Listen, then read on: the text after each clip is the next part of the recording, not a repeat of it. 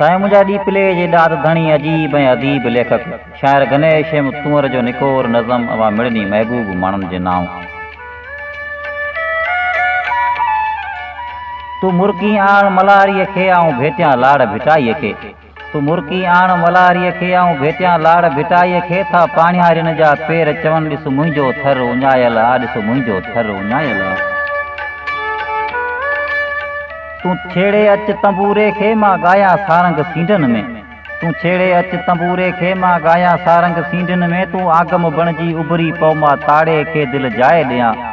तूं वर्षा थी वलारन ते मां मोरन जा सभु लुड़क उगां। हित हर का ढेल ॾुखायल आ, ॾिस मुंहिंजो थर उञायल आ, ॾिस मुंहिंजो थर उञायल आ। तूं वासे अच उमेदन खे मां भिटन सां गॾु बेठ ॿधां।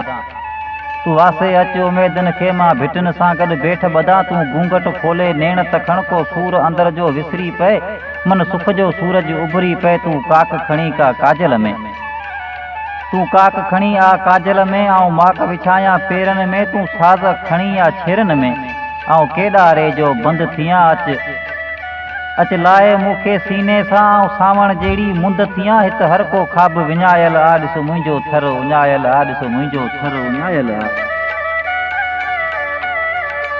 ॾिस केॾी शाम अधूरी आ, ॾिस केॾी शाम अधूरी आ। ॾिस केॾो अंबर सोनो आ।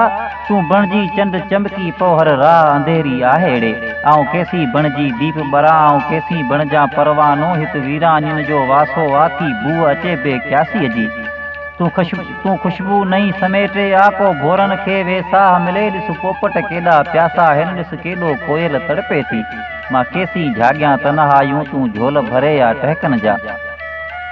मां केसी झाॻियां तनहायूं तूं झोल भरे आ टहकन जा।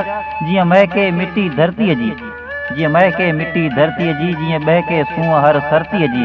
जीअं पंछी मिठड़ी लात लवन शल झूमे जीअ रबाबन जो।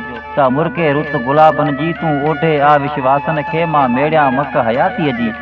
तूं जोतश वांगे जाचे ॾिस आ विखरियल वाट सितारे जी। थो वाव घुले बदबख्तीअ जो, थो वाव घुले बदबख्तीअ जो। अच मुंहिंजो भाग जगाए वञ कुझु मुंहिंजा सूर सुणी वञ। तूं कुझु पंहिंजा दर्द ॿुधाए वञ।